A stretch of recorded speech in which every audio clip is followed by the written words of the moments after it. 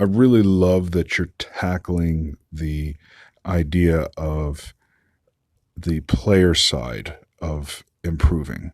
And I agree with you. There are plenty of books and podcasts and YouTube videos on how to be a better GM, and so few on how to be a better player. I think you should probably consider doing a regular feature on that subject. If not you, somebody should be doing a regular podcast on how to be a better player.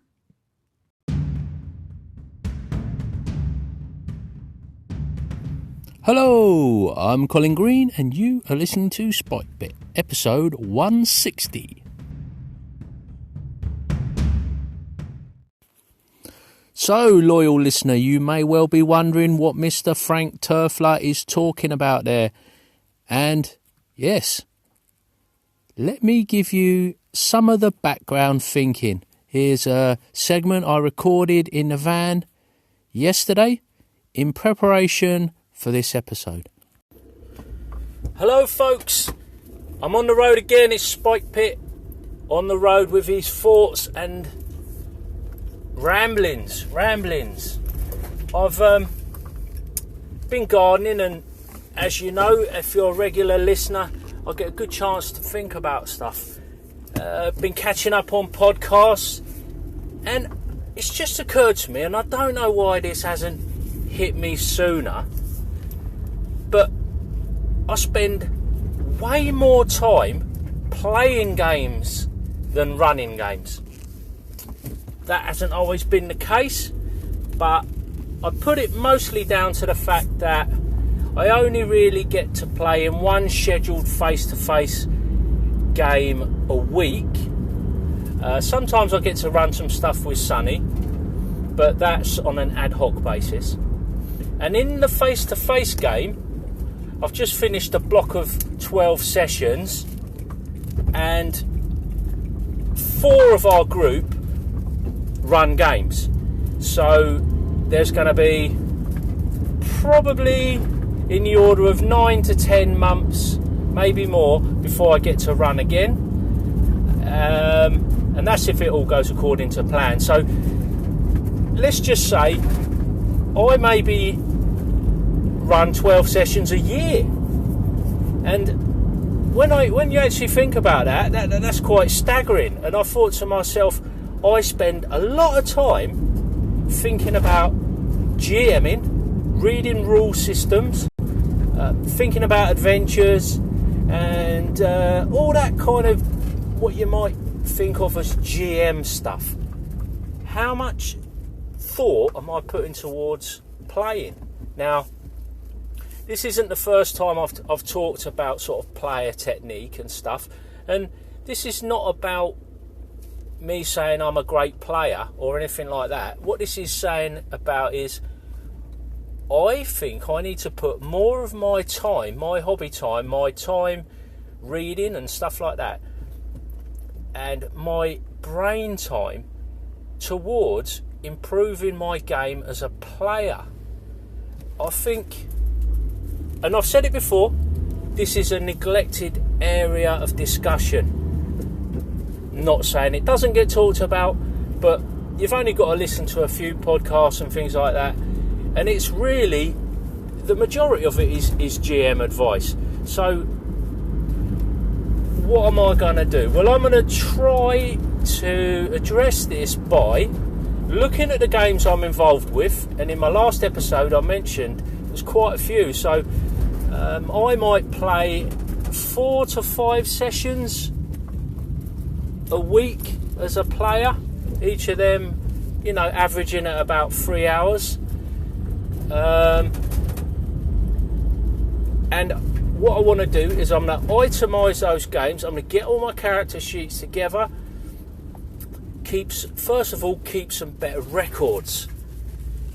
There's a software called Wacom Bamboo that I use on my tablet. I picked up a new tablet. and that allows me to basically use the tablet as a digital notebook. So I'm going to have a journal on that piece of software for each game that I'm involved in, and I'm going to keep my player records, game notes, anything pertinent to the different games in its own specific notebook. And the good thing that I like about this software is it hasn't got lots of bells and whistles, but you can do things like choose the type of paper, and if you want square paper or you want like bullet dot journal type paper, or even a tooth of the paper, so rough or smooth. And then your writing implement, you can kind of, the pencil is really nice. There's some nice pens on there. There's like a brush pen, and there's enough controls so that you can produce something that you find aesthetically pleasing and replicates your notebook of choice, or at least that's how I see it. So better note taking, better organisation. Then I think I'm going to maybe record some thoughts on the podcast as I go along about some of the kind of techniques that I'm coming up with. Even little bits of game prep. But what I would like to know, I would like to hear the thoughts of GMs and players about what they look for in other players. So you can help me out in this journey by calling in and say, what is it you're looking for in players? And I mean, this doesn't have to be in a kind of a judgmental kind of way. This is just discussing people's preferences and observations. I want to keep it, try and keep it civil. Players get bashed quite a lot by GMs in a humorous way, I feel. But yeah, there are behaviours that you perhaps don't want to encourage at your table, and it can cause friction. So maybe I'm just saying I'd like to change my focus for a couple of episodes and perhaps just look at this idea of player skill, and can we develop it, and maybe how could we do that? I think it's interesting. You may or may not share my opinion on that. Following the initial segment I recorded, I had some further thoughts, and I also reached out to a few members of the community for their thoughts. This inspired John Large to do an episode, or add to an episode that he must have been partway recording himself. So I urge you to jump over there to Red Dice Diaries and have a listen to John's thoughts on desirable player traits. And on this episode, we've got some further thoughts from Frank Turfler, from Frank T's liner notes, plus a couple of more segments I recorded as a kind of a way to get the conversation underway. I think I read something that the Angry GM wrote about how RPG rulebooks are written for players and not GMs. And I think the inverse proportion is true with regards to improving the game, where so much is written for improving the game as a GM, and so little is written for improving your game as a player. And I wonder if most players just don't take their game that seriously. The other area of the hobby where I think I'm making a mistake is I'm spending a not inconsiderable sum of money and a very considerable amount of time picking up, trying to learn new systems. Constantly there's a new system I'm looking into. It's because I enjoy it. It's like that lonely fun that you hear people talk about. It's kind of exciting to see new ideas and ways of doing things.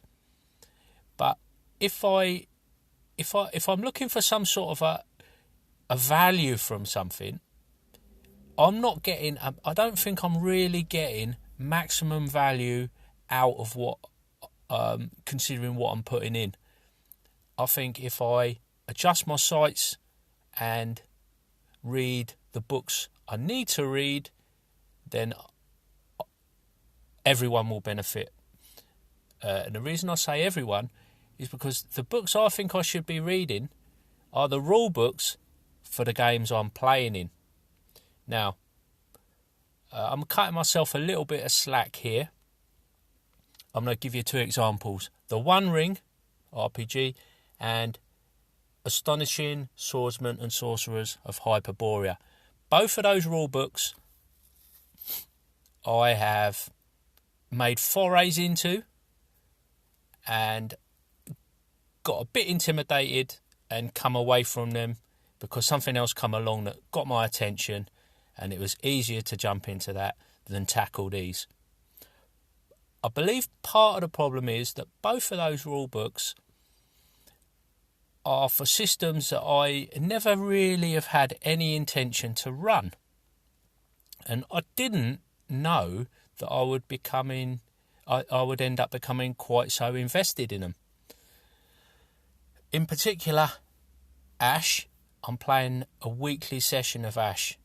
So I need to get into that book, get my game up to speed for the sake of the GM and for the other players. I want to be able to bring my A game to those sessions, and I think I can do that by delving into the rules a little bit more. I'm not suggesting I'm going to sit there quoting the rules during the session, and I'm not going to become a rules lawyer, but I think I should explore, in particular, a kind of character-focused study of the rules. You know, what can my guy do in that game to make sessions cooler or run smoother or just be better. So that's what I'm going to do. I'm going to turn my focus to the systems that I am actually playing in. Another one coming up is going to be Call of Cthulhu, the latest edition of that. I'm not sure quite what flavour we're going to be playing. I know our GM is going to be using a World War II theme. Whether he's using Acton Cthulhu or not, I'm not too sure. But later on today, we'll be having a session 0, and perhaps I'll discuss that when I know more in a future podcast. I found it really interesting what you were saying about tying elves to nature in the sense that they're kind of, their behaviour in relation to the seasons and what they would do in the winter.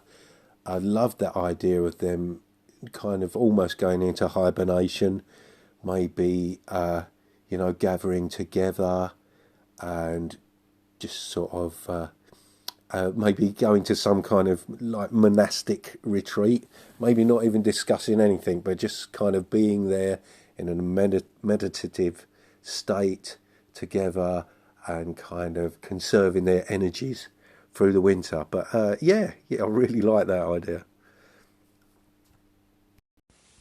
So there we heard from Spencer, aka Free For All, and he's the voice behind Keep Off the Borderlands. It's a pretty new podcast, but I find it to be a really good listen, highly amusing, especially when you think that he doesn't actually play RPGs, as he's always reminding us, but I'm sure he's going to figure something out soon. I hope he does, because, basically, if you're not playing, you're missing out, There's loads of options now, online gaming especially. Like I said, I'm playing 4 or 5 games a week now.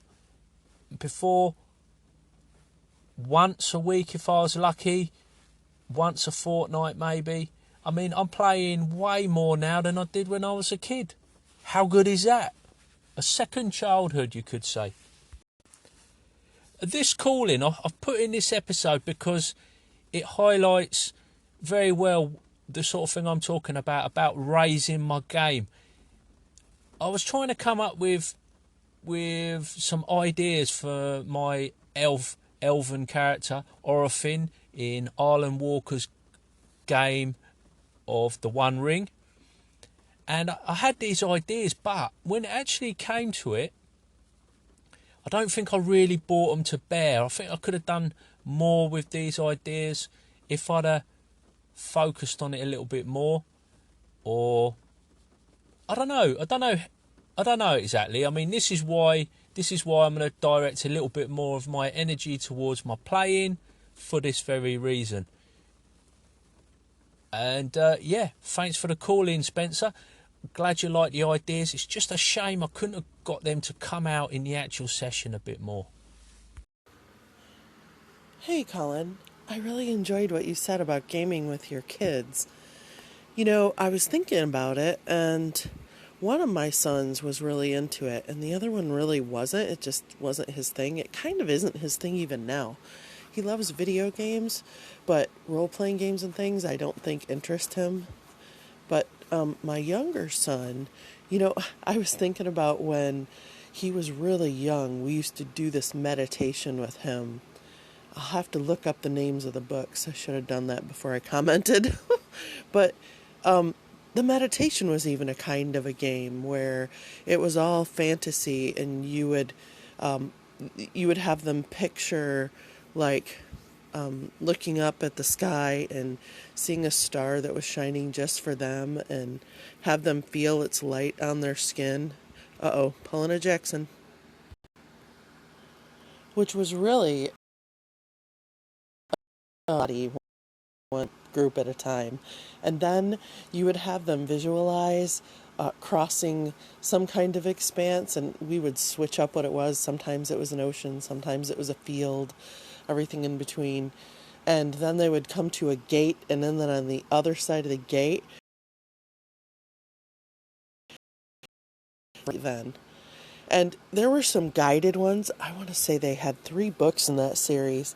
And I read the guided ones too, but man, did he love coming up with his own stuff. And even now, at night, he'll tell himself stories sometimes.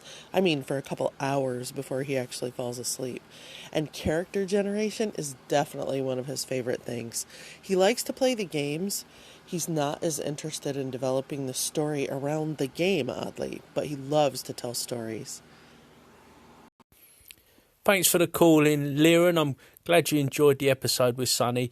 And I think these types of thought exercises and imagining things and letting your mind just wander a little bit, it's so good for us. And I'm glad that you've had a chance to enjoy that sort of thing with your son.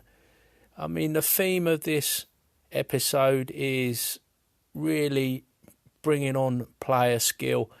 And maybe that's what I'm going to do. Maybe I'll just sort of sit and daydream about a few of my characters and picture some of the cool things, or kind of, I don't know, just try and empathise with the characters a little bit and see how much of that I can get into the sessions of the games. Really try and push myself to come up with some newer thinking and some fresher ideas, rather than playing some of the same old tropes or falling into patterns of play that, you know, I've explored time and time before. So yeah, thanks for calling in. And that's going to be a wrap, I reckon.